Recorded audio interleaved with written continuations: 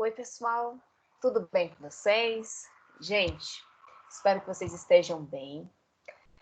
Hoje nós vamos dar nossa aula de ética, tá, e deontologia. E essa aula é uma aula que é interessante quando a gente consegue fazer um trabalho em grupo, né? Assim, uma prática, uma dinâmica em grupo. Mas, como nesse período a gente não consegue, eu vou tentar fazer uma conversa mais com vocês, né? Fazer algo mais leve, tá? Caso vocês tenham dúvidas, né, queiram fazer comentários, né, vocês podem me trazer que eu posso gravar novamente uma nova aula, trazendo aqui, expondo a dúvida, expondo conceitos, tá, que vocês queiram saber mais, tá certo, gente? Então vamos lá, nossa aula.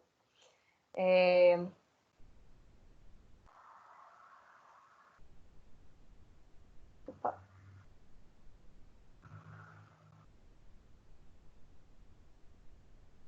Vamos lá, então.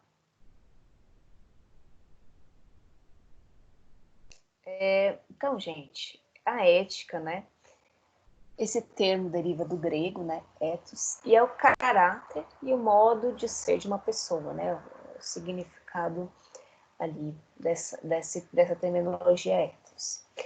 A ética, basicamente, é um conjunto de valores morais, tá, e princípios que vão nortear a conduta do ser humano na sociedade, tá?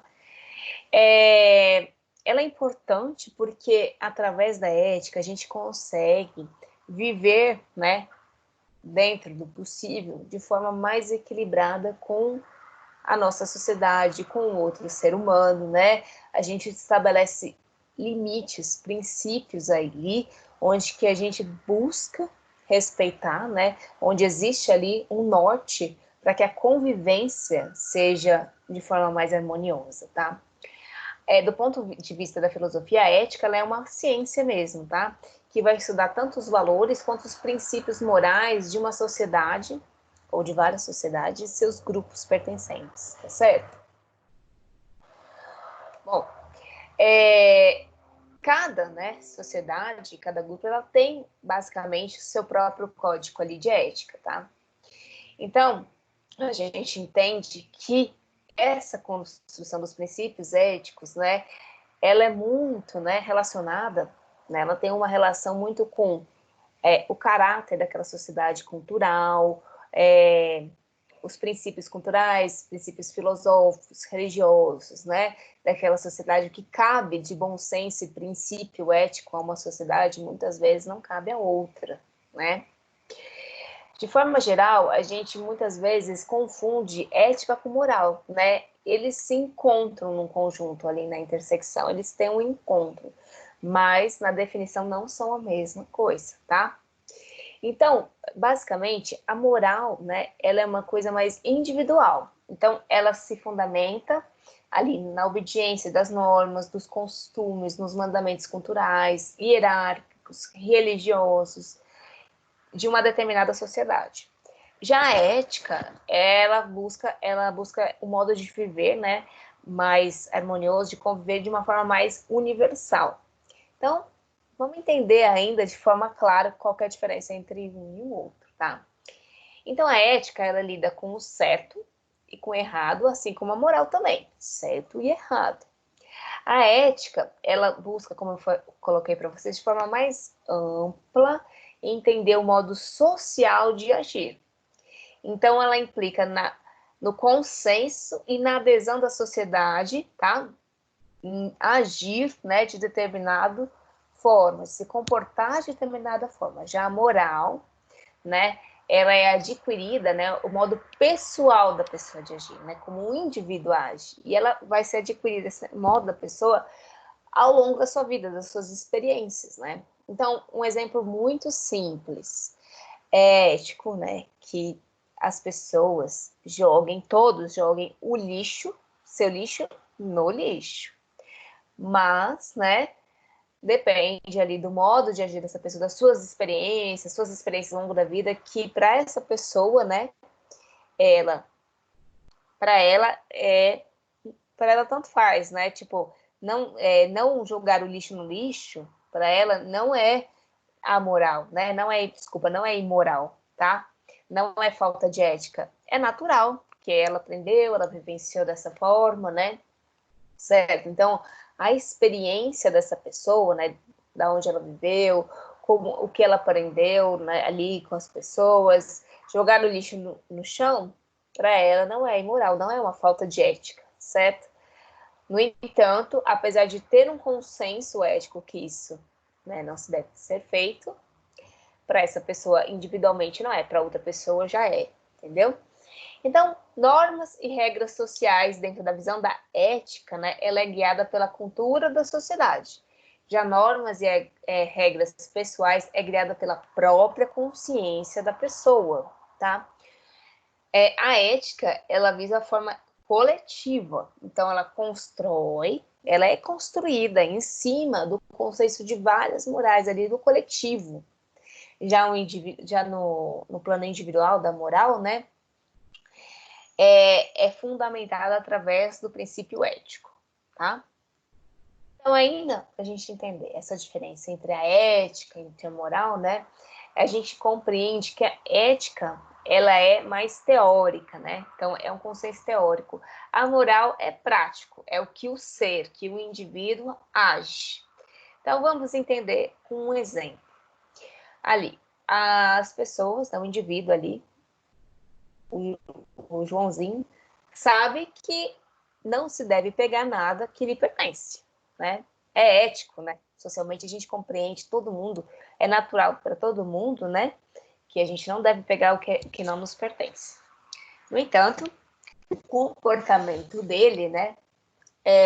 Basta ele moralmente, né? Individualmente pensar se ele vai roubar ou não. Então, a atitude dele, né, o comportamento dele, né, ele ter a ação de pegar ou não, já é uma questão dele, então da sua moral. Mas que ele sabe que não se deve, ele sabe que é uma questão ética do coletivo, certo? Então, vamos ver essa charge aqui, que é bem interessante, da Mafalda. Ela coloca a seguinte questão, né, para a mãe dela. Tome, pensei em ficar com o troco da padaria para comprar bala, mas não consegui. E tudo por causa do maldito inquilino que começou a dizer isso. É muito feio, que não se faz e sei lá o que. A mãe disse, inquilino? Que inquilino? Aí é a Mafalda. Esse que a gente tem aqui dentro.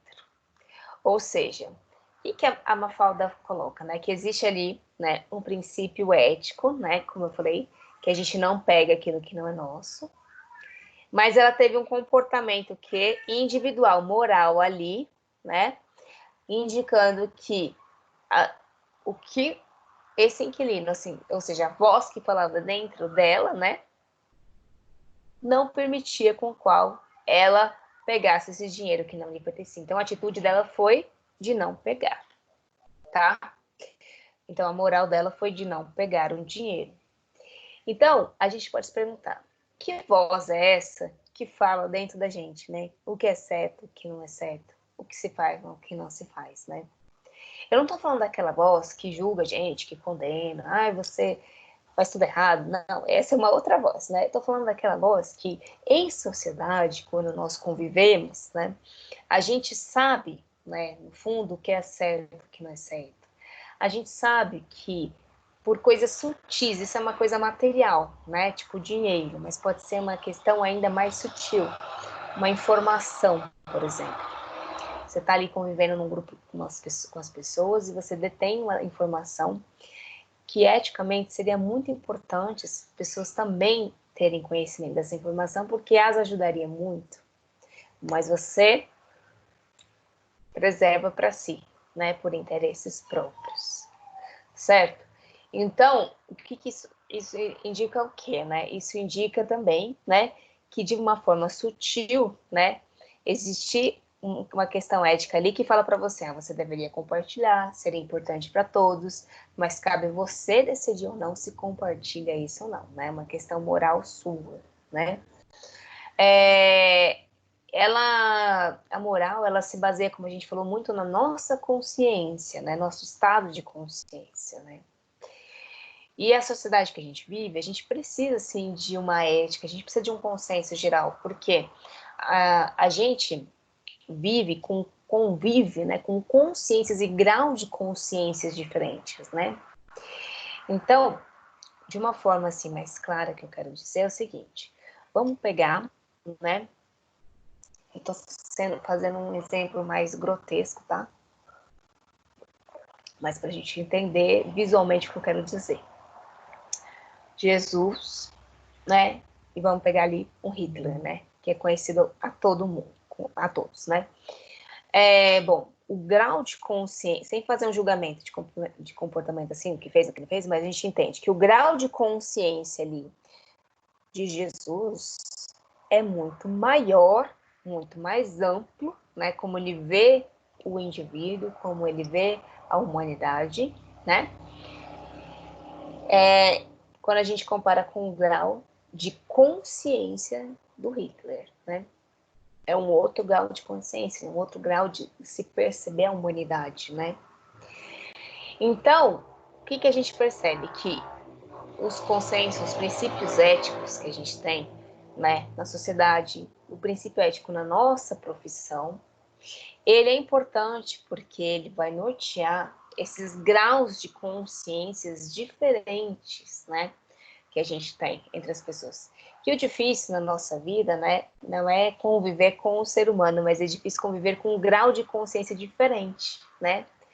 Porque a gente percebe, né, assim, quando a gente está conversando com uma pessoa, né, que o grau de consciência dessa pessoa permite compreender, muitas vezes até um certo ponto, né, daquilo que você quer dizer, e às vezes é muito mais profundo, mas o grau de consciência daquela pessoa chega até aquele certo ponto. Outra pessoa já consegue compreender aquilo que você fala de forma mais profunda. Ela tem um grau de consciência um pouco mais além, né?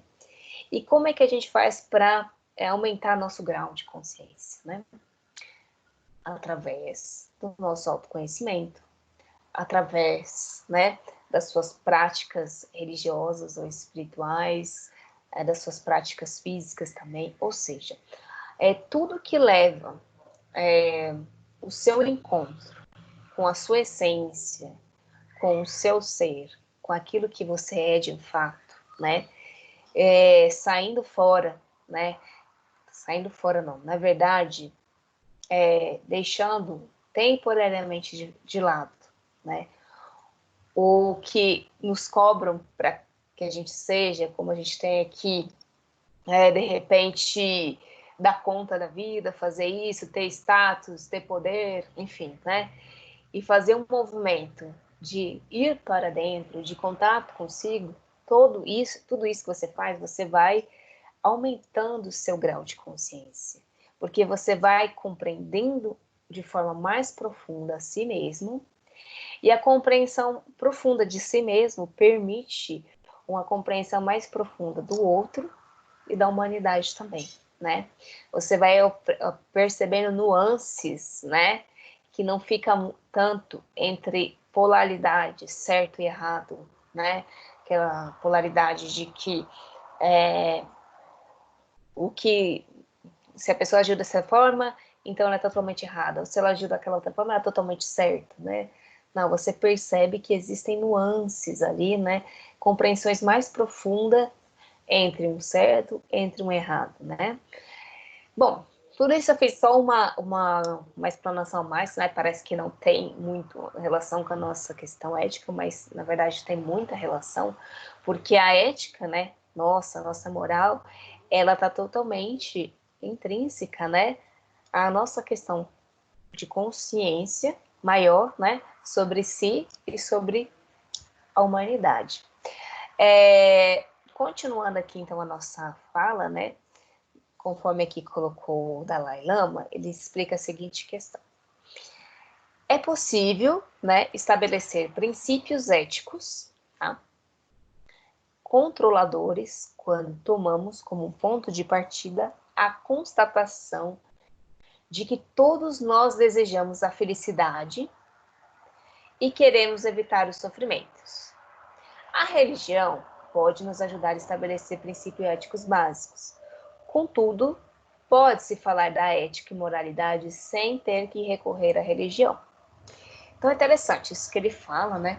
O Dalai Lama, colocando que a religião também pode ajudar as pessoas a estabelecer os princípios éticos, né? Já que ela é a essência, né?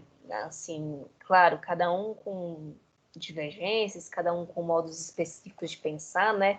Dentro das religiões, né?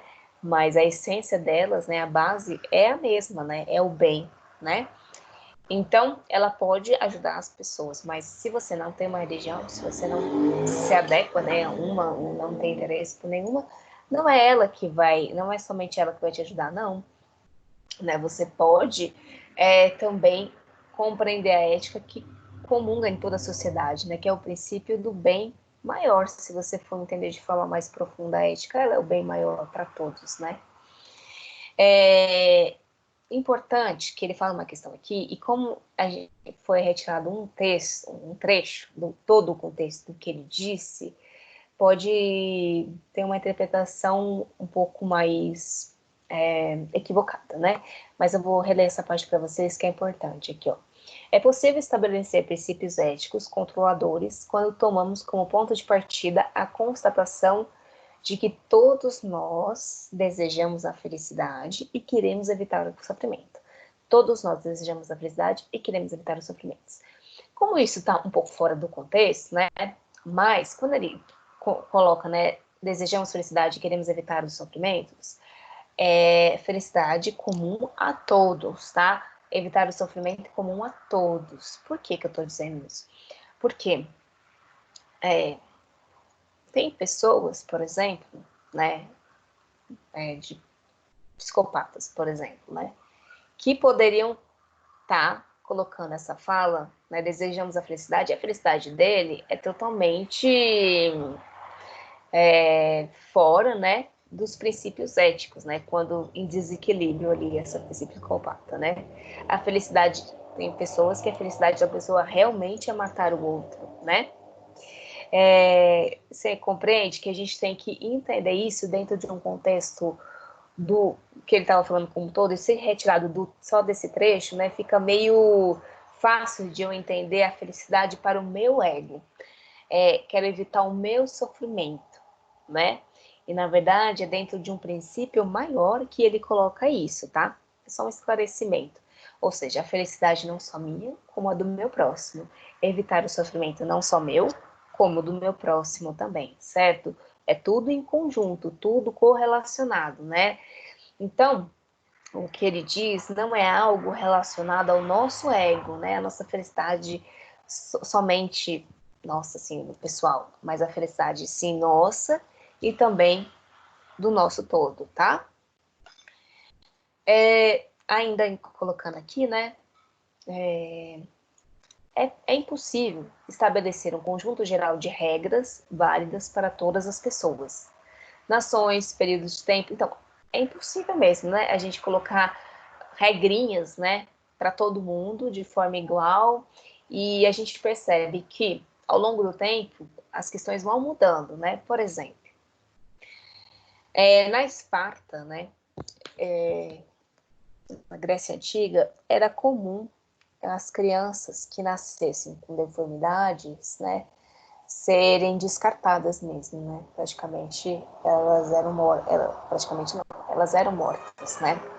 E muitas vezes abandonadas, né? Então crianças que tinham problemas mentais e com deformidades, porque lá o princípio, né, era muito importante a questão ali do corpo, né? Eles tinham essa questão das guerras, né? Então a pessoa tinha que ser saudável, a pessoa tinha que ter uma estrutura física, né, propícia ali para o que cabia dentro da ideologia daquela sociedade espartana, né? Então, para nós, hoje, dentro da gente, ouvir isso dói, né? Tipo, saber que um bebê vai ser descartado morto porque tem alguma deformidade física. Mas para eles, dentro da ideologia, né? Então, assim, a gente só pode entender o que uma sociedade, o que uma cultura pensa quando você nasce, você sente o princípio ético, moral, religioso, filosófico daquela cultura, né? Quando você nasce, você fica por muito tempo ali, você começa a sentir, começa a vivenciar o pensamento, né? Como eles conversam, como eles lidam com as questões de vida, aí você entende por que determinada atitude era realizada, né? Então, enfim, né, só para a gente entender que ao longo do tempo, né, a gente sabe que é consenso comum que matar crianças, né, não é ético, né? Tipo, esse é um consenso comum a todos, né? Hoje, universal. Então, a gente pode dizer que, assim como uma regra, né, que se aplica à maioria dos casos, a gente pode ter essa fala importante aqui, ó. Não faça aos outros o que não gostaria que fizessem a ti, né? Ou a gente poderia até colocar o princípio de Jesus mesmo, né? Amar o próximo como a ti mesmo, né? Como a ti mesmo, né? Porque às vezes a gente esquece do a ti mesmo. É importante, né? Bem simples, bem curto, mas tão profundo, né? Porque quantas vezes, né, a gente não passa por cima disso, né? Quantas vezes a gente acaba prejudicando os outros, às vezes verbalmente. Aqui, como eu falei com vocês, é mais uma conversa mesmo nessa aula, né? Então, prejudicando verbalmente, fazendo uma violência de alguma forma que muitas vezes aqui a gente não teria nem condições emocionais de receber aquela agressão que a gente fez a nós mesmos, né? Aquela agressão que a gente fez ao outro. Então isso é importante ter isso dentro da gente, não faça aos outros que você não gostaria que fizessem a ti, quando vocês estiverem ali na sua prática, né? Como que vocês gostariam de ser recebidos, né, por um acupunturista? Como é que vocês gostariam que ele conversasse com você? O que você gostaria que ele te atendesse? Como você gostaria que ele te visse, que ele te percebesse, né? Você gostaria que ele olhasse nos seus olhos, né? Você gostaria que ele te explicasse o que está acontecendo ali, o que ele vai te ajudar, o que ele não pode te ajudar. Vocês percebem, assim, que quando a gente começa a se colocar no lugar dos outros, então, no lugar ali que você é acupunturista, você sendo paciente, no lugar de uma criança, no lugar de um idoso, no lugar de uma pessoa que trabalha num posto X, né? Como é que essa pessoa gostaria muitas vezes de ser percebida, atendida, né? A gente começa a fazer essa transferência, né? Fazer essa relação, portanto, de empatia. Então a gente começa a expandir nosso grau de consciência, né? É aquilo que eu conversei com vocês, né? Que você começa a se perceber também através do outro. E aí você expande e começa a expandir também esses princípios éticos, né? Começam a ser de forma mais naturais, né? E não de forma assim que você tem que obedecer, que você precisa agir dessa forma, que o certo que dizem é para você agir dessa forma e não da outra. Começa a ser algo mais natural dentro de você, né? Então, gente, olha só. Outra questão aqui do Dalai Lama. Opa, só um minutinho aqui que saiu da minha aula. Aqui. Bom, então outra questão aqui, gente, do Dalai Lama, que ele coloca. À medida que conseguimos transformar, né, nossos corações e mentes, cultivando qualidades espirituais, passamos a ser mais capazes de lidar com as adversidades e aumentamos as probabilidades de nossas ações serem eticamente sadias. É isso que eu conversei com vocês, né? A transformação da nossa mente e do nosso coração é diária, né? Não existe uma hora, não é só na hora que você faz uma meditação, não é só na hora que você faz uma prática de yoga, não é só na hora que você faz uma meditação, é todo dia, é todo momento, né? A mudança, ela é constante dentro de você, se você se permite, né? Acontecer, se você se permite fazer a transformação dentro de você, ela é diária, tá? Então, finalizando, né, assim, mas não finalizando porque continuei no conceito sobre a diferença entre ética e moral, espero que esteja claro isso para vocês. Agora a gente vai entender, vai compreender essa questão da deontologia, né, que cabe um consenso ético dentro das profissões, tá? Então, olha só. A deontologia é um conjunto de princípios e regras, conduta ou deveres de uma determinada profissão.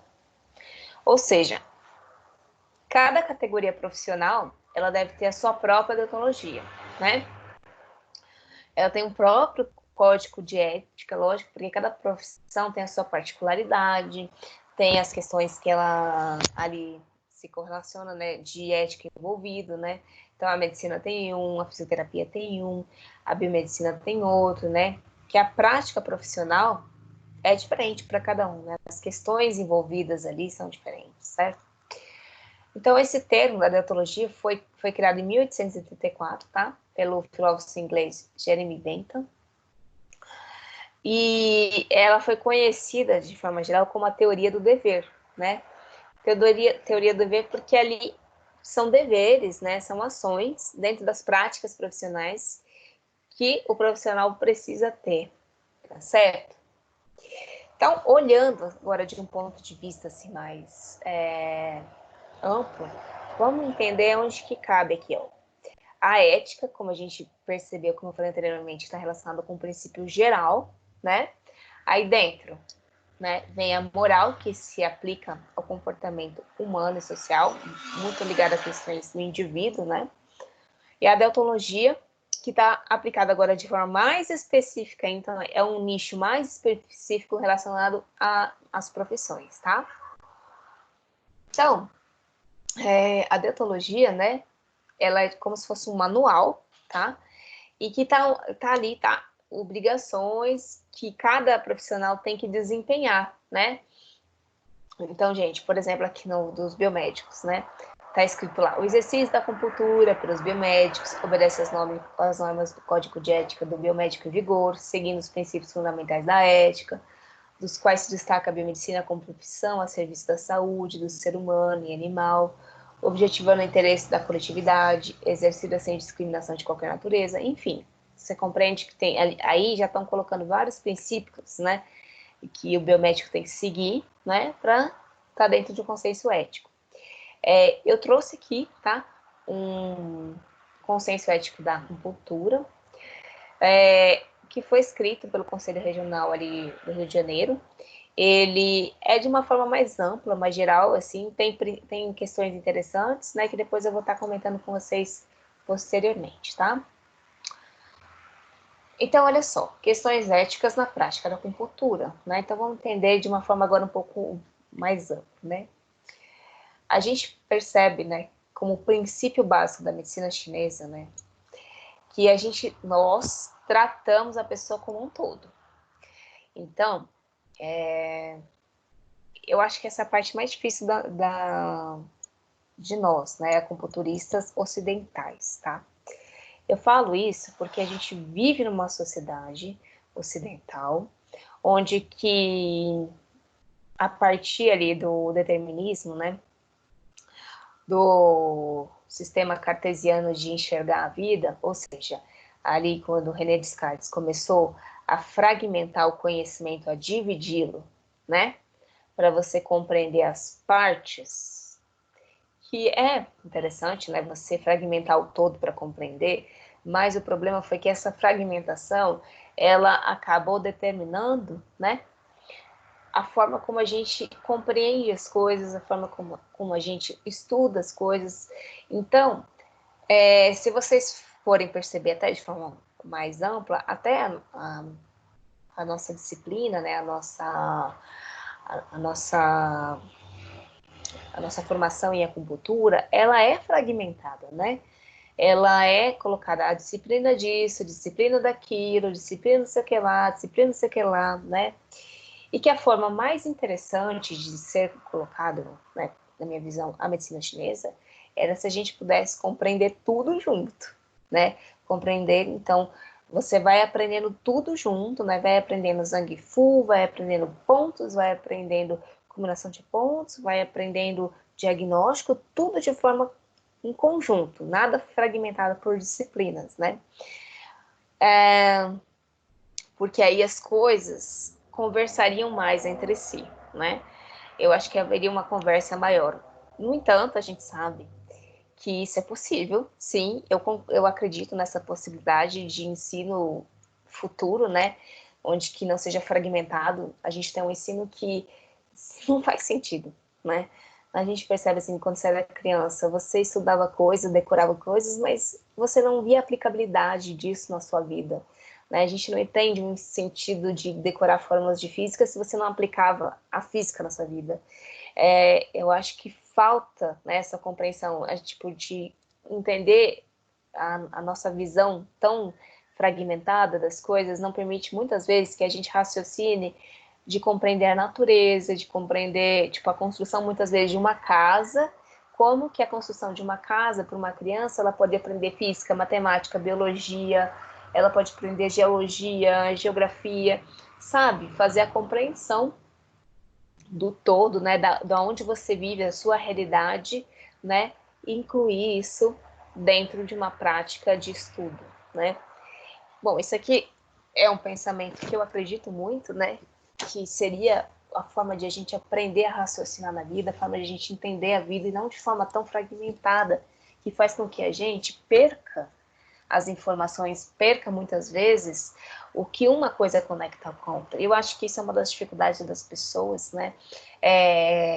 Muitas vezes na medicina chinesa, porque como vai estudando as coisas de forma fragmentada, e não só na medicina chinesa, de forma geral, em todos os outros estudos, a gente vai estudando, vai decorando para a prova, vai tendo isso, que na hora de a gente fazer um diagnóstico e olhar para a pessoa ali e fazer, cara, tudo que eu estudei, tipo, tudo que eu entendi, tudo que eu fiz, agora, como eu faço um diagnóstico, eu entendo a síndrome, eu faço uma grade de pontos para essa pessoa, eu mudo os pontos, será que esses pontos estão certos? Sabe? Na hora que você olha para o indivíduo, que é um todo, e você busca nesse indivíduo pegar todos aqueles fragmentos de ensino que você teve e fazer a junção das peças desse quebra-cabeça, é difícil para todo mundo. Foi difícil para mim, deve ser difícil para vocês, né? Tem pessoas, talvez tem pessoas que não, né? Tem uma facilidade maior, mas para mim foi difícil no começo. Então, isso tudo que eu tô falando é porque é difícil ainda pra gente a gente enxergar a pessoa, olhar para aquela pessoa e falar, e ver ela, que ela tem um corpo, uma mente, uma emoção e um espírito ali, como um todo, que tudo está interconectado, né? Tudo está interrelacionado nessa pessoa. Muitas vezes, existem escolas, né, de acupuntura que, por exemplo, elas não falam de síndromes como a gente aprende, né? Porque a síndrome, né, quando a gente aprende na medicina chinesa, ela é interessante porque ajuda a gente a entender cada órgão, né? Por exemplo, ascensão de ângulo do fígado, fogo do fígado, quais são os sintomas, sinais e sintomas, deficiência de base, quais são os sinais e sintomas, deficiência de ângulo de rim, quais são os sinais e sintomas, sabe? Essa classificação de sinais e sintomas é interessante para a gente poder ter uma compreensão que existe uma diferença entre os órgãos, entre uma desarmonia ou outra, mas tem escolas que não usam isso exatamente porque fragmenta, né? E você perde muitas vezes a percepção da pessoa como um todo, né? Falo isso porque muitas vezes, né, quando eu trato uma pessoa, né, quando eu busco ali ver aquele indivíduo,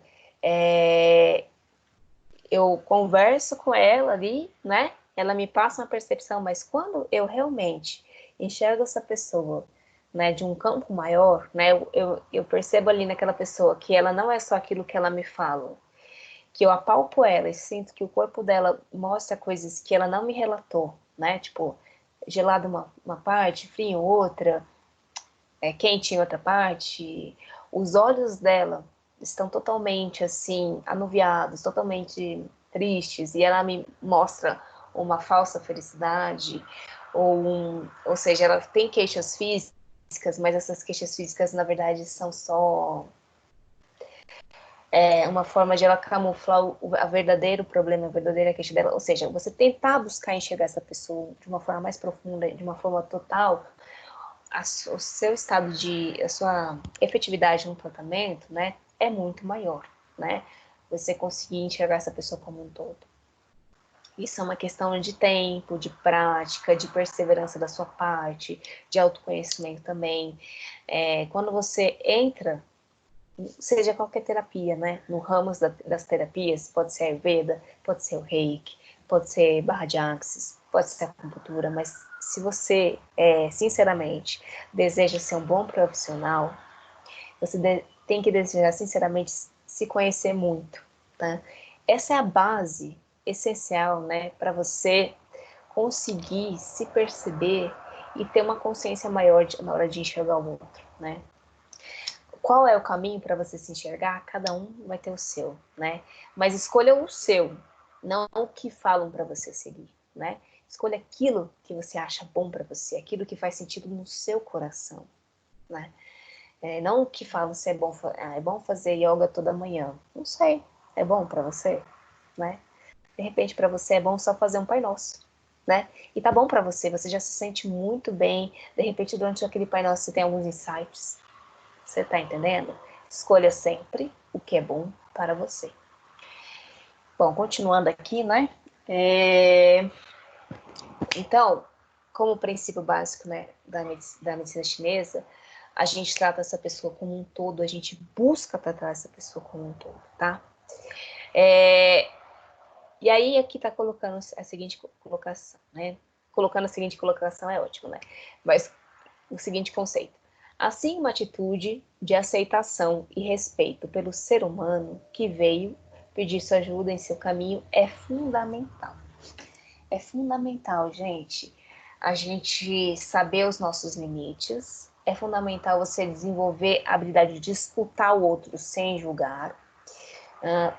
Você julga na sua mente, internamente, não tem problema, né? Tipo, a gente faz julgamentos diante do outro, mas exercitar, né, o não julgamento. E a gente só consegue exercitar esse não julgamento também quando a gente se conhece. Por quê? Porque quando a gente se conhece, a gente percebe, poxa, eu também falho como essa pessoa, eu também, de certa forma, eu também sou invejosa, eu também tenho momentos que eu dou os meus pitizinhos, eu também tenho momentos que fico mais deprimida, tem momentos que realmente eu tenho essas atitudes, ou seja, você reconhece que você também é um ser humano que fale, não como um terapeuta superior ao outro, não como um terapeuta que está ali perfeito ao outro. Você não é perfeito ao outro, você leva o que tem de melhor dentro de você e melhora sempre. A cada pessoa que encontra com você, muitas vezes é uma pessoa que vem trazer o melhor para você. Em que sentido? Muitas vezes o outro que chega para você, aquele paciente que chega, ele te traz um ensinamento. Para ser mais humilde, tá? Para você aprender a escutar mais ele. E eu vou te dar um exemplo da minha vida prática, né? Foi um dos meus primeiros trabalhos, né, com a acupuntura, meus primeiros trabalhos de acupuntura foi trabalhar em eventos de aurícula, né? E aí, num desses eventos que eu estava trabalhando, né, numa empresa, eu chegou uma pessoa, e essa pessoa me disse o seguinte, eu falei, cumprimentei, fui educada, falei se ela queria receber, ela falou, não, eu quero e tal. Ela disse assim, eu tenho uma doença autoimune, né? Agora eu já não lembro mesmo qual era a doença específica. Mas essa doença dói o corpo inteiro, todos os ossos, né? Aí eu, sim, aí eu fiz a pergunta, e você sente muita dor na coluna? Aí ela falou assim, ela olhou bem para os meus olhos, ela falou assim, o corpo inteiro. E ela falou, eu não aguento mais explicar a minha doença para as pessoas, parece que as pessoas não me ouvem, não me escutam, não entendem o que eu quero dizer. Aí na hora eu levei assim, um choque, eu falei, meu Deus, né? Tipo, realmente eu não estava escutando ela, né? Eu estava no meu automático, fazer perguntas ali específicas, né?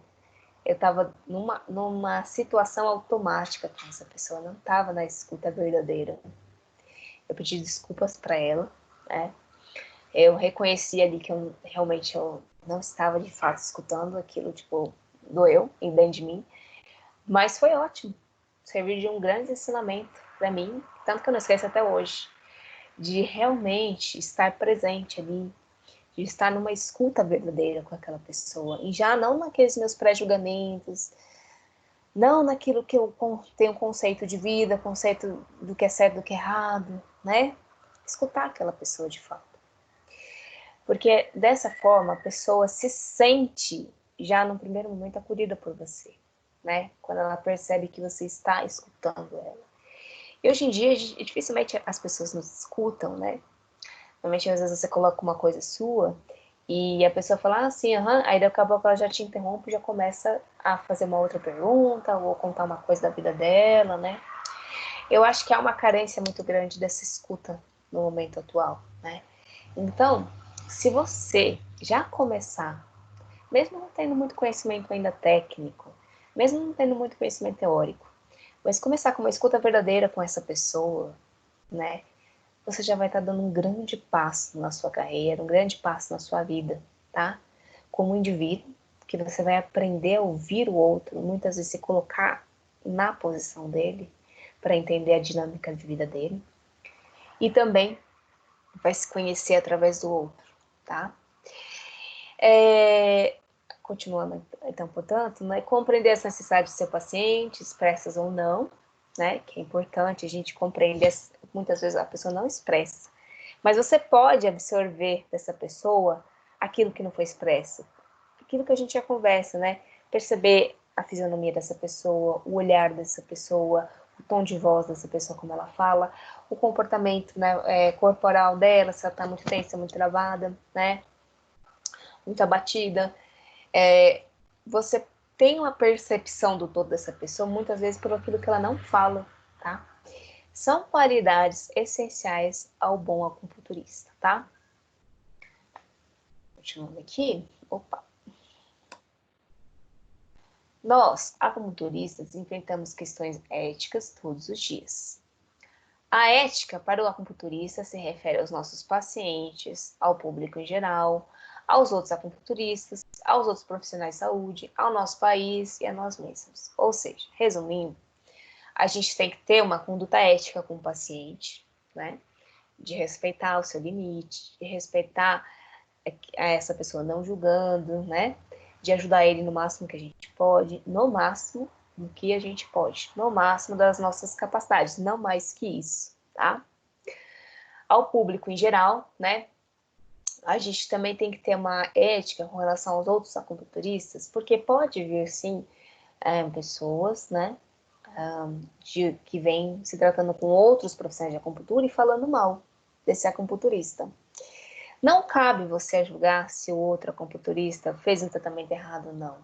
Se ele é bom ou não, isso não me pertence, porque muitas vezes a gente não sabe a história que aconteceu ali dentro daquele consultório. O paciente que chega a você, ele chega com a versão dele, certo? Aquilo que ele enxergou, aquilo que ele entendeu, aquilo que ele formatou, né? Aquilo que ele absorveu. E não compreende muitas vezes o outro lado. E você pega uma fração da história. Então, da parte da nossa ética como acupunturistas, não reforçar, não falar mal do outro profissional acupunturista, né? Faz parte da sua ética ouvir, pronto, tá? Não vai fazer diferença, não vai mudar a vida da outra pessoa, você falando mal de outro acupunturista, tá? A gente tem que se respeitar, né? Tem concorrência, as pessoas buscam mesmo, né? Pisar uma nas outras, acupunturistas buscam mesmo, né? Será que é verdade isso para todos? Sabe? Será que se a gente continuar vivendo nessa visão de mundo que é tão limitada de concorrência, que não existe gente para todo mundo, é uma visão muito pobre, muito carente de vida, né? Existe sim gente para todo mundo. Por que existe? Porque eu, como profissional, acupunturista, por exemplo, eu tenho um tipo de vibração, eu tenho um tipo de condução da minha acupuntura diferente, por exemplo, do profissional X. Ele tem outro tipo de vibração, outro tipo de conduta, outro tipo de interação. Então ele vibra outra energia. A minha vibração, que eu vibro, o meu campo que eu vibro para as pessoas, atraem as pessoas que precisam chegar de acordo com o meu campo.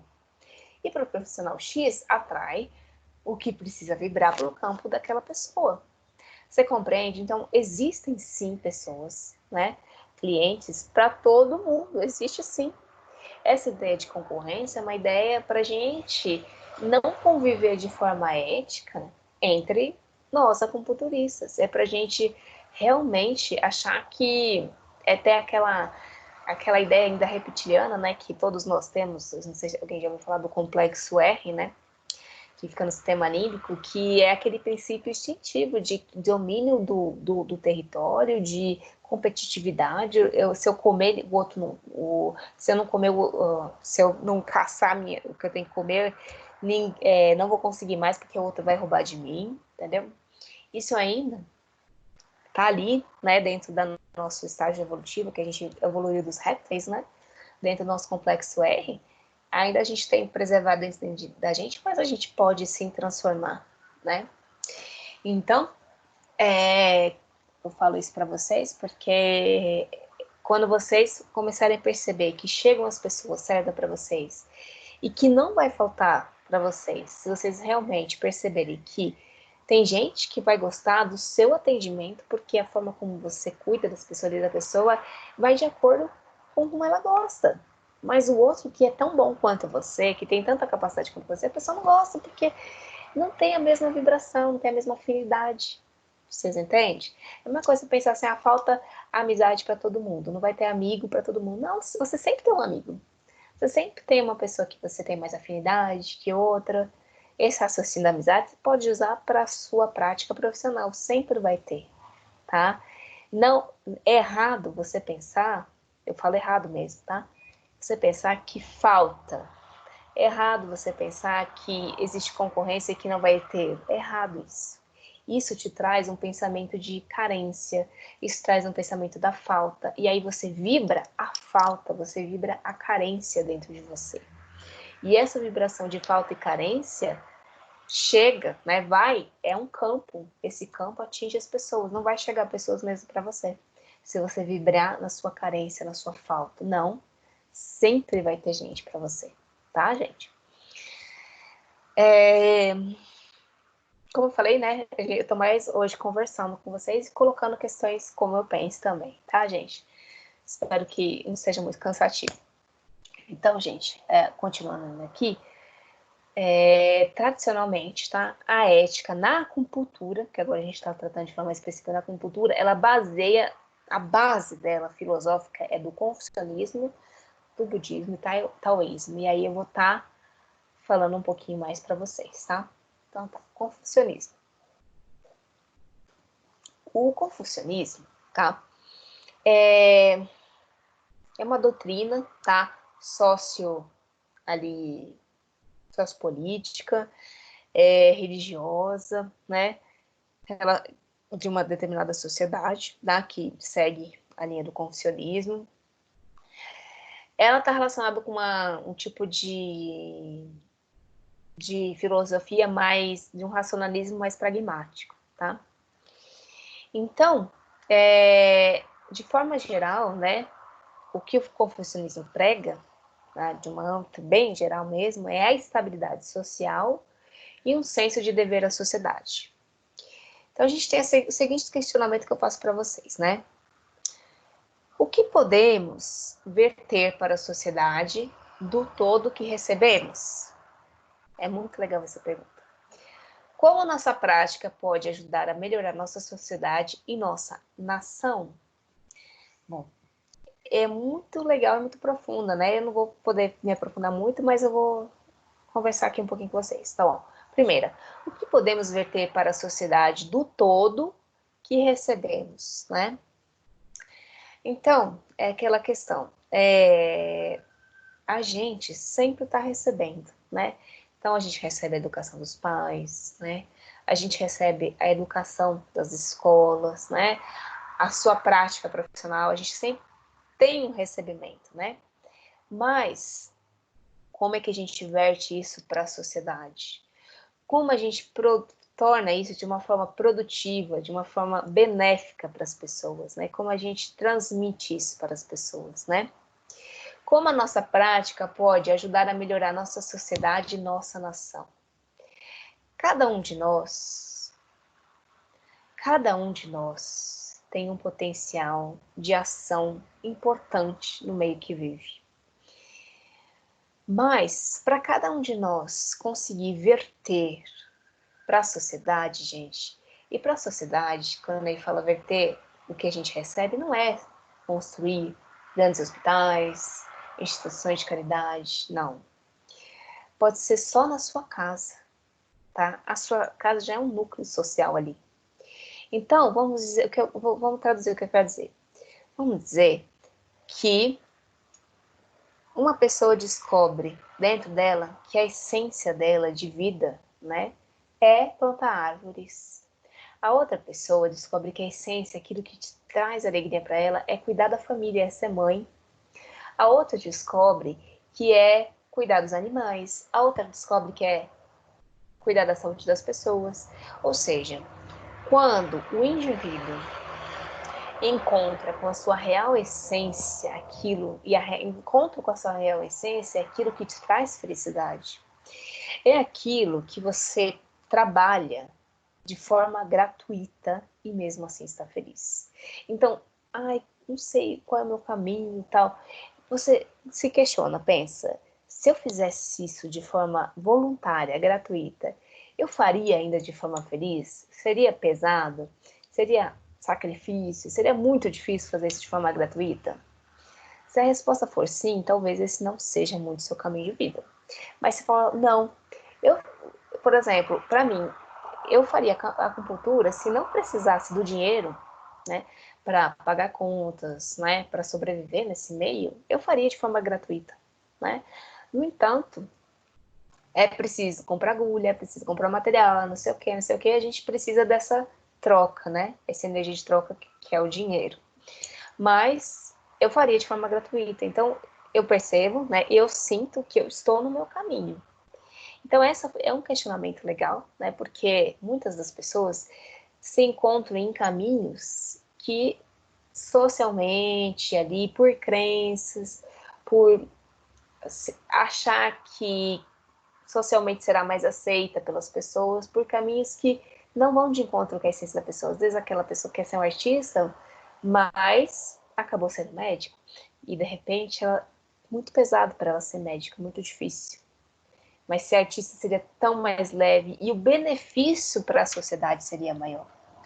Então, verter para a sociedade do todo que recebemos é verter da sua essência aquilo que você tem para mostrar para o mundo, né? E pode ser, como eu falei para vocês, ser mãe, tá? É mostrar para o mundo, é ser uma mãe que você seja muito, eu sou muito feliz em só ser mãe. E tá ótimo, assim, meu marido consegue trabalhar, consegue sustentar a casa, e eu faço essa tarefa da maternidade, para mim é o que me traz muita alegria, muita felicidade, por exemplo, tá? Eu tô falando porque a gente sempre pensa em coisas grandiosas, né, na nossa vida, mas não precisa ser nada grandioso, precisa ser algo que te traga muita felicidade, muita alegria em exercer aquilo, tá? Então, quando cada indivíduo, cada pessoa conseguir ocupar o lugar que lhe cabe de acordo com a sua essência, de acordo com aquilo que brilha dentro de si, aí a gente pode viver numa sociedade, de acordo com o princípio ali do confucionismo, onde haverá uma estabilidade social, haverá um senso de dever, haverá uma questão de comunhão, haverá uma situação em que as pessoas, né, estão felizes e os princípios éticos serão facilmente, naturalmente conduzidos nessa sociedade, tá? O confucionismo cultiva um alto grau de caráter moral e sempre relaciona nossas ações com o indivíduo na sociedade, tá? Então, o que a gente já conversou.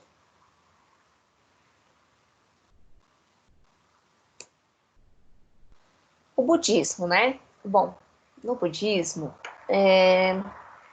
está escrita a seguinte questão. O budismo prega a minoração da dor e do sofrimento humano, né? Jamais tirar a vida, então dentro da visão da medicina chinesa, né? Jamais tirar a vida de um ser vivo, não cobrar taxas abusivas, estar muito sóbrio e consciente em nossos atendimentos, né? Procurar aliviar a dor alheia como se fosse de si mesmo ou de um parente próximo. Desenvolver a compaixão pelo outro e cultivar a indiferença para fama e riqueza, tratando todos igualmente. Certo? Então, gente, o budismo é uma filosofia de vida muito bonita, né? Muito interessante seus princípios, mas como tudo que a gente percebe, né, a gente vai, conforme a gente for estudando as religiões, a base essencial é a mesma, né? É o bem maior, o bem de todos. Portanto, o que a gente pode compreender, né, dentro de uma visão mais budista, né, é essa questão de a gente buscar, né, o respeito essencial à vida dos outros, né?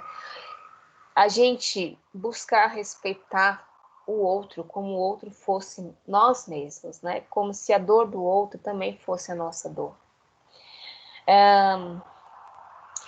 Importante deixar claro aqui para vocês que eu não estou dizendo, né, que você deve sentir a dor do outro de forma que você carregue a dor do outro para si, porque isso é uma confusão que acontece tanto e traz tantas consequências para a pessoa que faz isso. Então vamos lá. O que eu quero dizer é o seguinte, é um sentido de empatia, né? Você se colocar no outro, na posição do outro, perceber, entender a visão de mundo do outro, o sentimento do outro é uma coisa, né? Agora, você carregar a dor do outro é outra coisa. Que é o que muitas vezes a gente faz, né? Às vezes a gente, numa relação muito mais afetiva, né? De relação com o outro, a gente acaba pegando as dores das pessoas que a gente ama, carrega elas conosco, porque a gente acredita que dessa forma a gente pode aliviar a dor do outro. A gente pode, de certa forma, a gente está se compadecendo, né, e sofrendo junto com o outro, e esse sofrimento junto com o outro, porque você acaba sofrendo, já que você está carregando a dor do outro, esse sofrimento em conjunto, você está se solidarizando com o outro. E esse não é um princípio benéfico para você. Esse não é um princípio que vai te ajudar a crescer muito. Na verdade, ele vai te ajudar a afundar muito mais, né? Isso acontece, né? Assim, vocês podem perceber muitas vezes quando a gente está com uma situação, às vezes, de um parente, alguém muito próximo, que te relata um problema. E essa pessoa, e esse problema da pessoa, às vezes você quer tanto ajudar aquela pessoa, né? Você quer tanto tirar a pessoa daquele buraco que ela tá, que você pega aquela dor da pessoa e você acaba sentindo aquilo com você. Você carrega aquilo por dias, por meses, por anos, né? E aquela dor fica em você, aquilo bloqueia a sua vida, aquilo bloqueia a sua prosperidade, aquilo bloqueia a sua essência de você ser quem você quer. E você, como você, dependendo da forma como a gente aprende, né, na nossa cultura, na sociedade, a gente acaba acreditando que eu peguei a dor do outro, estou me solidarizando com ele, estou me compadecendo dele, estou ajudando ele, né, estou sofrendo junto com ele. E nesse sofrimento junto com o outro, na verdade, você não está resolvendo o problema do outro. Cada indivíduo tem um aprendizado com a sua própria dor, né? O estado de sofrimento, como o próprio budismo coloca, é um estado da nossa ignorância, né? A gente pode, sim, sentir as dores, né, que o sofrimento traz pra gente, né? Mas permanecer no sofrimento é um estado de ignorância, é uma prisão dentro das nossas próprias ilusões. Então, como eu posso esclarecer isso para vocês, né?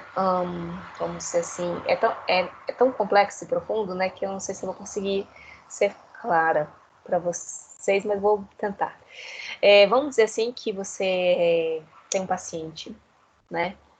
Que esse paciente qual você está tratando, ele está numa situação muito difícil ali com uma menina com a sua mãe, né? Então, é uma relação de muita dor, por exemplo, a mãe às vezes maltrata ela, fala mal dela, né? Tipo, de repente essa mãe faz diferença, né? De filhos, tudo mais. Ou seja, você se compadece daquela menina, às vezes, que está tratando com você, né? Você sente a dor dela, né? É legal você entender, né? Fazer a relação de empatia, mas se você transferir a dor dela para você e carregar essa dor dela para você e ficar vivenciando aquilo, ruminando aquela condição, aquela situação, isso vai te trazer problemas, né? Porque você também não está respeitando o desenvolvimento, o aprendizado daquela pessoa. Existe um aprendizado com cada sofrimento que a gente tem. Por mais estranho que pareça o que eu estou falando, mas se essa menina está dentro dessa condição, é porque algo há para se desenvolver no seu interior, né? De repente, ela precisa desenvolver o amor próprio, ela precisa desenvolver que ela precisa se colocar, que ela precisa dizer um não. De repente, ela precisa tomar uma atitude dentro dela, diante desse quadro, né, que foi colocado na vida dela, da mãe, tratando ela de forma negativa. Ela precisa desenvolver um altruísmo maior, uma compaixão maior pela mãe, que às vezes sofreu abusos quando era criança pela sua avó, né? Pela sua mãe também ali, né? A gente não sabe o histórico de vida, a gente não sabe de forma profunda a ação de cada pessoa, por que é daquela forma. A gente não tem a compreensão profunda de tudo. Por isso que quando a gente pega a dor do outro, a gente pega aquilo que a nossa compreensão, a nossa mente, o nosso coração pode perceber, mas ainda de forma muito parcial. E se você carrega aquilo e fica vivenciando na sua vida com aquilo, aquilo não te traz nenhum benefício. Pelo contrário, aquilo te deixa para baixo, a sua energia vital vai se esvaindo, tá? É importante a gente ter, estou fazendo essa conversa com vocês, que é muito importante isso dentro da prática de vocês, de que eu não estou dizendo para vocês serem frios, né, não terem compaixão com o outro, não é isso.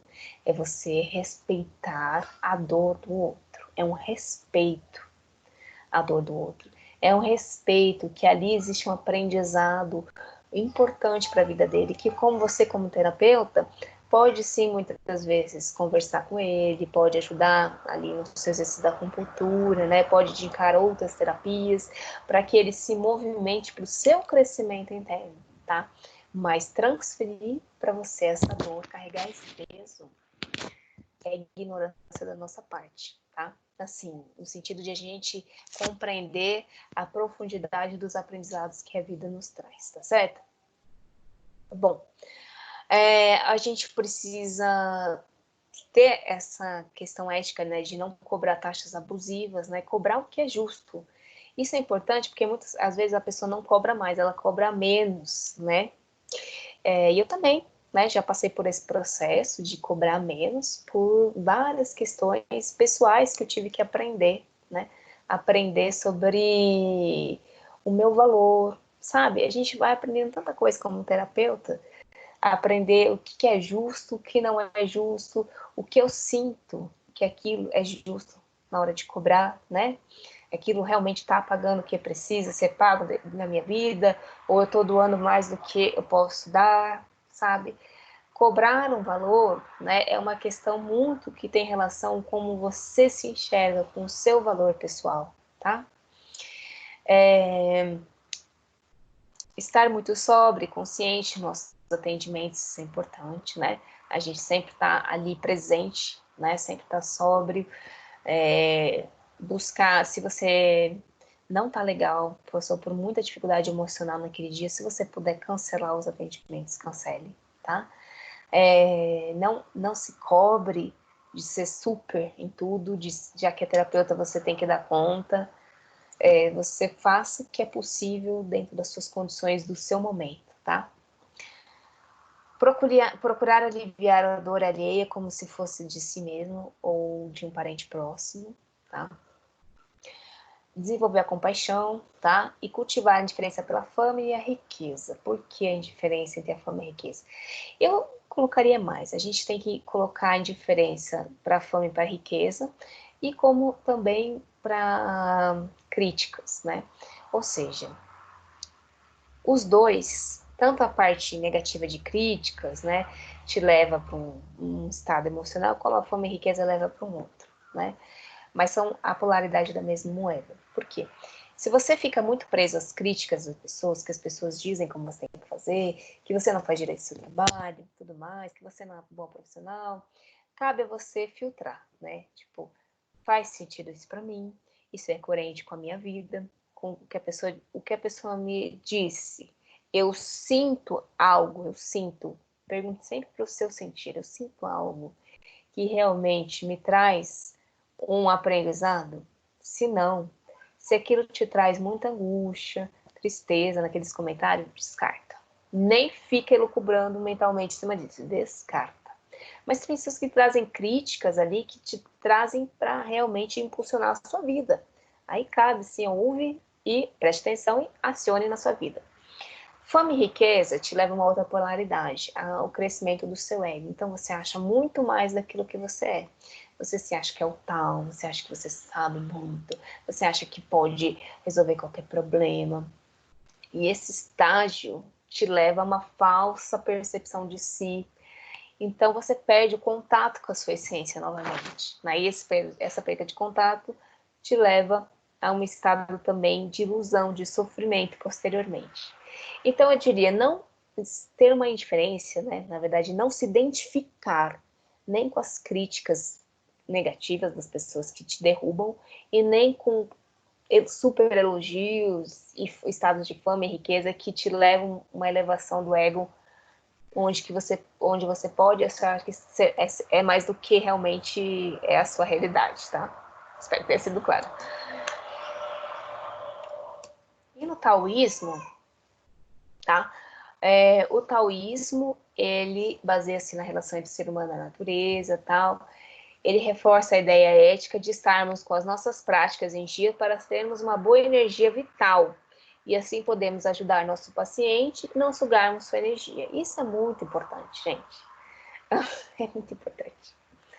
É muito importante, né? Você tá equilibrado, você tá bem, tá? Você buscar, tá? Pelo menos ter uma prática na sua vida da sua forma, do seu jeito, do seu caminho. Oração, salmo, yoga, tai chi, tipo, não importa, mas uma prática, tomar banho e a água do chuveiro te refaz, não importa, mas tem uma prática na sua vida na qual você refaça as suas energias, você se reponha. Porque é comum, sim, muitas vezes, é bem frequente a gente ser sugado. Às vezes a gente é sugado por um parente, né, que chega e fica falando, e aí ele sai bem, você sai, ai, cansada. É comum, às vezes, na rua, né?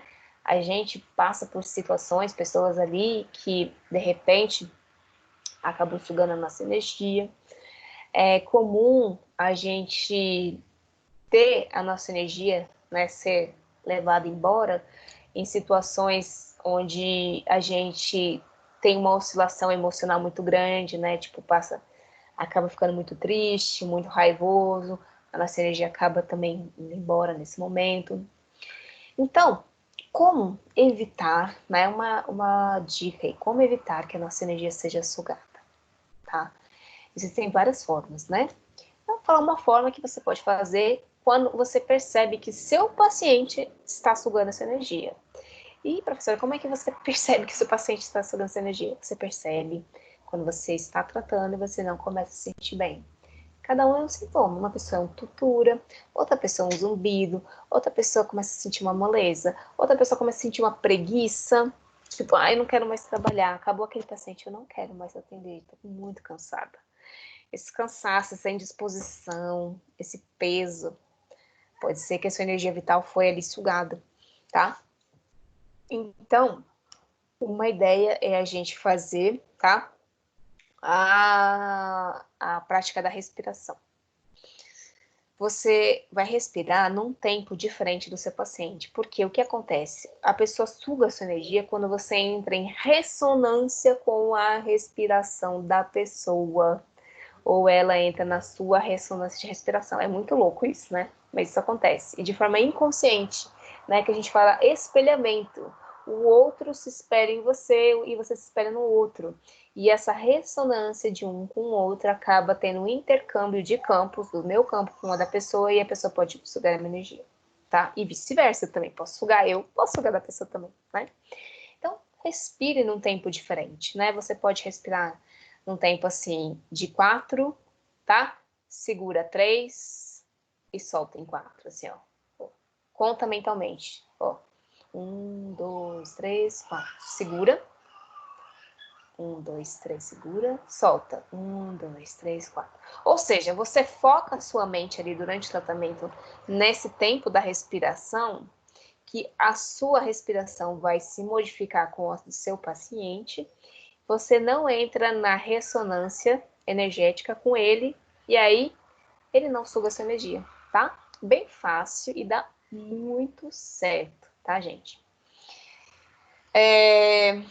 Outra coisa aqui, então, buscam a imortalidade e reforçam a ideia do tratamento da prevenção da enfermidade e o reforço da saúde por meio de exercícios de energia, como Qigong, boa alimentação e ervas. Então, gente, na verdade, a medicina chinesa, ela é principalmente uma medicina de prevenção, né?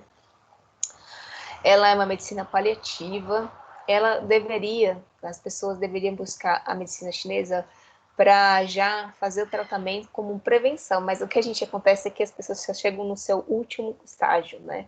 Elas já chegam assim, tipo, acabadas, né? Tipo, já tá com tudo doendo, estados críticos, e aí ela quer que você resolva rapidamente.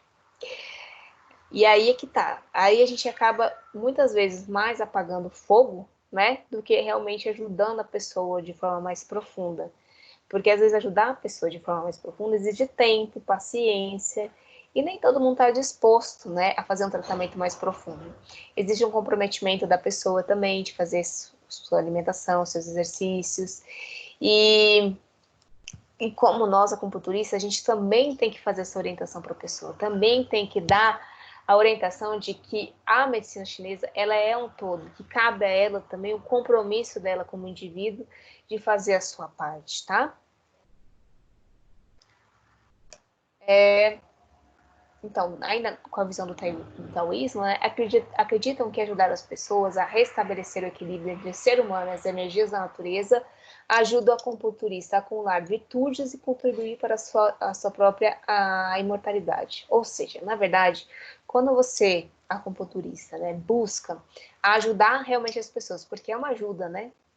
As pessoas ali, com a sua prática, você faz o máximo da sua capacidade. O máximo, gente, é o máximo. Não é mais do que o máximo que você fica acabado, não é o máximo. Eu posso, o meu máximo é esse. Ótimo, você já fez o seu melhor aquele dia, tá ótimo. Fez o que pôde, dentro do seu conhecimento que você tinha, com a energia melhor que você tinha, o seu bem maior você fez ali, tá? Você consegue quando você consegue restabelecer ali o equilíbrio entre o ser humano e as energias da natureza, né? As energias da natureza não estão fora, e também estão dentro da gente. Os elementos que a gente fala no nosso meio estão dentro da gente. O equilíbrio do ser humano já é um reequilíbrio da natureza também, tá? Dentro do princípio do taoísmo, você também acumula, né, dentro de você, virtudes, ou seja, você acumula virtudes, você expande a sua consciência, tá? Você acumula bens para você, porque como eu falei para você, quando você segue essa linha de terapia, seja qualquer uma que for, quando você age para o bem, quando você busca o bem das pessoas e o bem de si mesmo, né? Você contribui para o todo, você contribui da melhor maneira possível. E isso são virtudes que você vai acumulando, é sabedoria que você vai tendo de vida, né? Você vai agregando valores importantes ali que ninguém retira de você, tá? É uma consciência de vida que vai ampliando para você. Então, dentro da perspectiva histórica, né, da prática da medicina chinesa,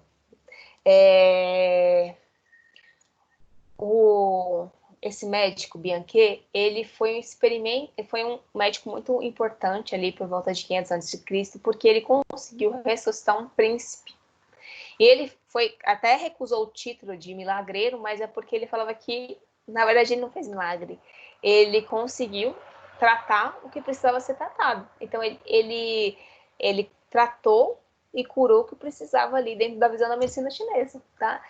Então, olha só a visão humilde que ele teve, né? Ele poderia ter aceito esse título, que ia ser uma pessoa milagreira e tal. Não, mas ele falou, não, eu fiz o que tinha que ser feito. É o que a gente tem que fazer. A gente faz o melhor que a gente pode, sem pretensão de se vai curar a pessoa, não vai curar. A gente faz o melhor que a gente pode, sempre, tá? Se a pessoa vai receber esse tratamento bem, ou se ela tá bloqueando, a gente não tem o poder sobre o outro. A gente só tem o poder sobre o que a gente pode fazer, tá? No Neijing, né, ele também coloca a diferença do grande médico e do pequeno médico. O grande médico, né, é a pessoa que realmente trata as manifestações, né, das enfermidades, e a gente, através de um bom diagnóstico. E o pequeno médico, né, que são os operários, né, a gente, na verdade, trata mais as manifestações e os sintomas da pessoa.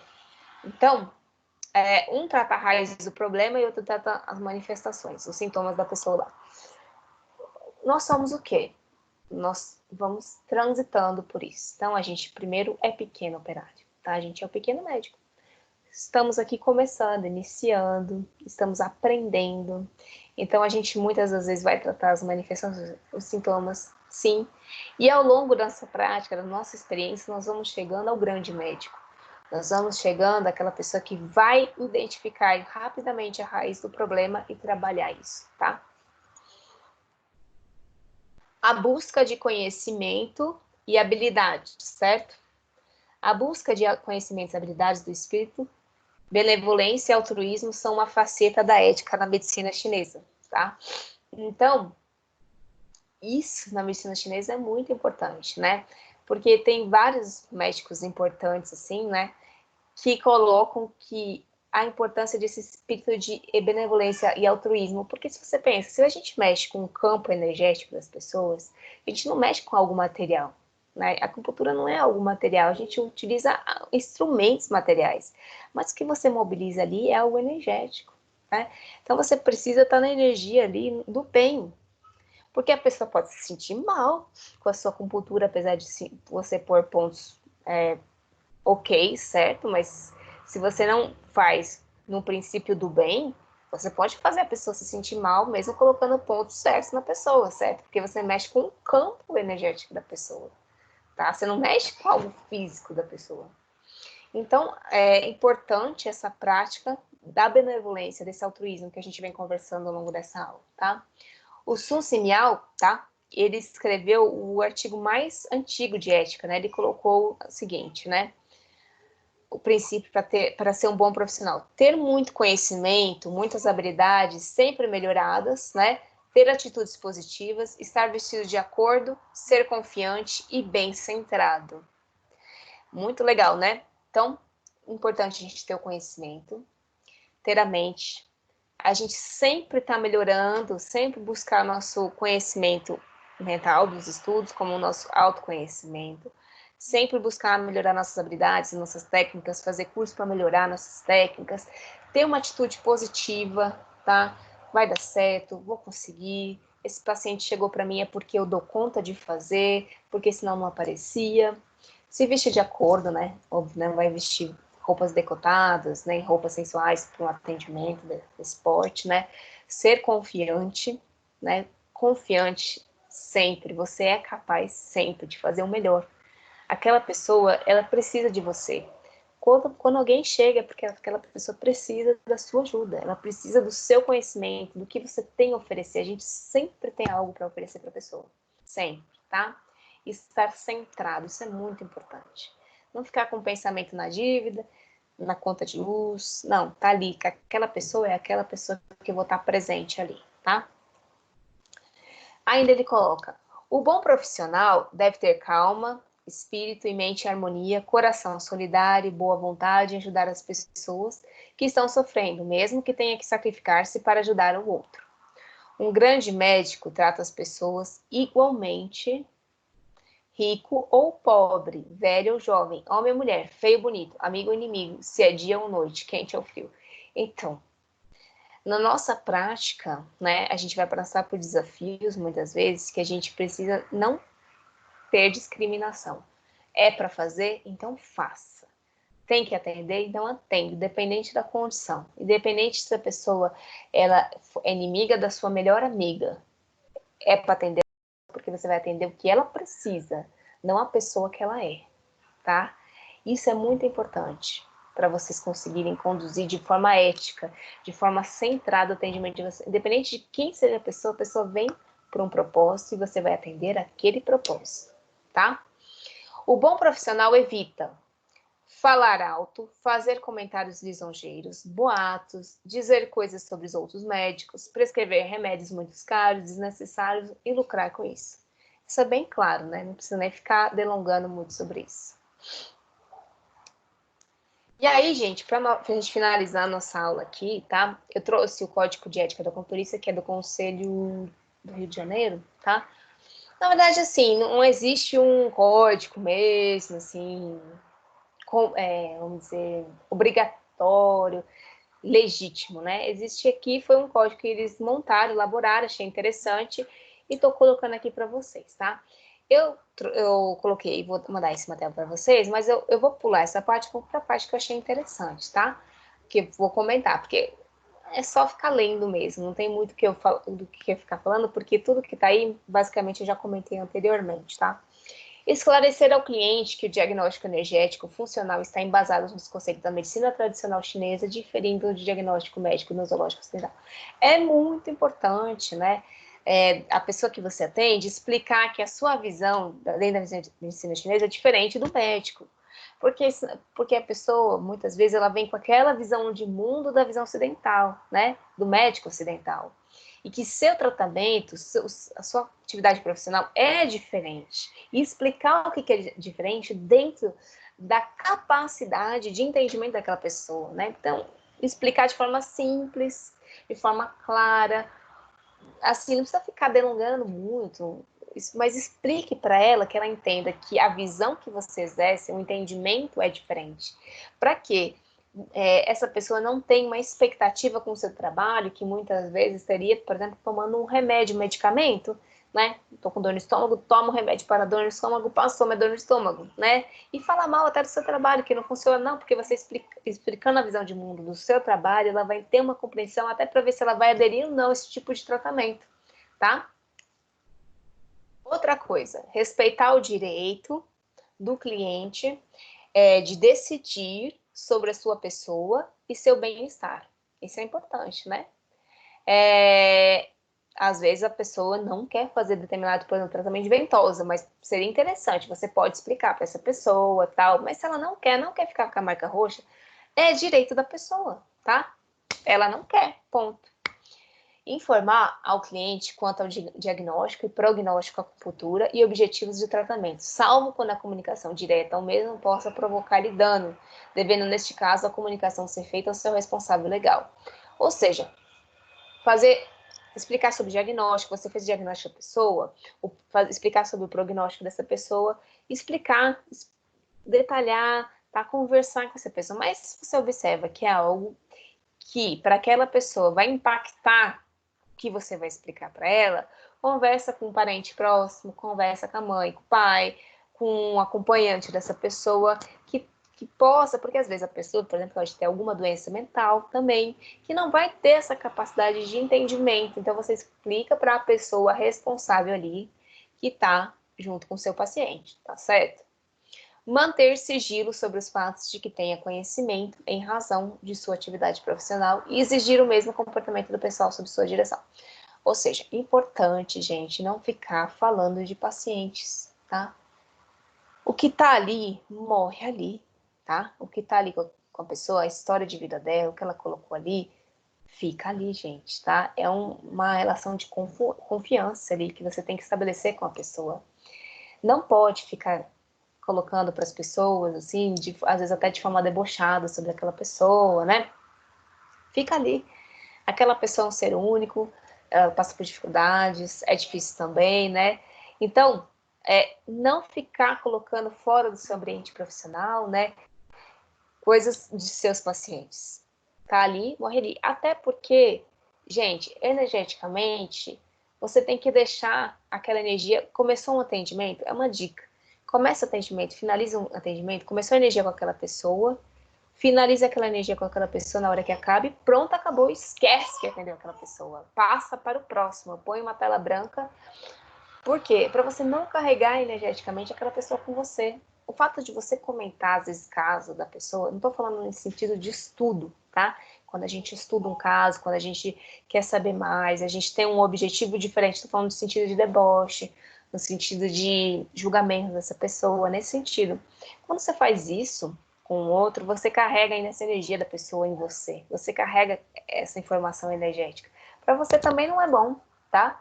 Então, tá ali, começou o atendimento, finalizou, acabou ali, ponto final, passe para o próximo.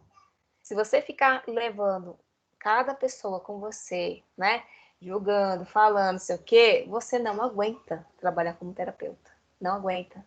A energia das pessoas vão se misturando com a sua e você não vai sentindo coisas, você não vai se sentindo bem, vai se sentindo cansado, frustrado, desanimado, não vai sabendo por quê, você encerra essa profissão de terapeuta, tá? Dica importante. Bom, gente, é isso que eu queria finalizar com vocês, tá? Eu agradeço muito a atenção de todos. Essa é uma aula mais curta, né? Porque seria interessante a gente conseguir fazer uma dinâmica, mas não foi. Mas eu tentei fazer uma conversa, colocar algumas coisas minhas também para vocês. Espero que tenha sido, assim, de compreensão mais fácil o que eu disse para vocês sobre essa aula de ética. Queria trazer de uma forma mais leve, né? De uma forma não tão técnica, né? Ficar falando de conceitos, tá, gente? Eu desejo um abraço muito forte para vocês, no coração de todos. Sucesso profissional para vocês também. Tenho sempre no coração de vocês o bem de todos e o bem seu também. Lembrando sempre essa máxima que eu gosto de Jesus, que é muito importante, né? Amar o próximo como a si mesmo. Amem-se sim muito, amem você mesmo. Muito, muito, muito. Que você transborde o seu amor para o próximo, tá? Isso é muito importante. Porque você, como terapeuta, vai se deparar com questões ali que só o amor mesmo, né? Só o seu olhar ali de amor, a sua escuta amorosa, de fato, vai ajudar muito mais que a sua própria agulha. Às vezes você vai demorar tanto tempo ali com aquela pessoa conversando, escutando, que aquilo já está sendo estabelecida a cura com a pessoa, tá? Mais do que muitas vezes só colocar agulha. Às vezes a agulha vai ser só a cereja do bolo, vamos dizer, tá? Então, gente, eu desejo muita paz para vocês, muita força, tá? E muita luz nesse caminho bonito aí com vocês, de terapeuta para aqueles que seguirem, tá? Um forte abraço e até mais, gente.